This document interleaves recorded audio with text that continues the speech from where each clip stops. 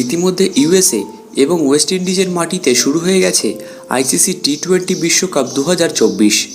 আর West ইন্ডিজের condition বুঝতেই এই টি-20 বিশ্বকাপের জন্য দুইবার টি-20 বিশ্বকাপ জয়ী অভিজ্ঞ ক্যারিবিয়ান তারকা কায়রন পোলার্ডকে ব্যাটিং পরামর্শদাতা হিসাবে ইংল্যান্ডের টিমে সামিল করল ইংল্যান্ড ক্রিকেট বোর্ড।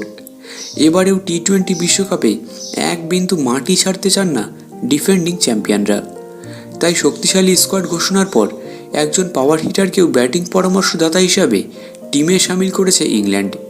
এই খবর শোনার পর টি-20 বিশ্বকাপ নিয়ে খুব আশাবাদী ইংল্যান্ডের ক্রিকেট প্রেমীরা, কারণ পোলার্ডের অভিজ্ঞতা ইংল্যান্ডকে অনেকটাই সাহায্য করবে এগিয়ে যাওয়ার জন্য। সুযোগ পেতেই ইতিমধ্যেই ইংল্যান্ডের ক্যাম্পে যোগদানও করেছেন পোলার্ড।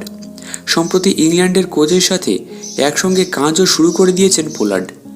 ইংল্যান্ডকে এই ইভেন্টের জন্য আরও শক্তিশালী করার সুযোগ পেয়ে ভক্তদের পাশাপাশি খুবই এক্সাইটেড পোলার্ড নিজেও। উল্লেখ্য, 4 জুন তথা মঙ্গলবার মানে আজকে স্কটল্যান্ডের বিরুদ্ধে এবার টি-20 বিশ্বকাপের প্রথম ম্যাচ খেলবে ইংল্যান্ড।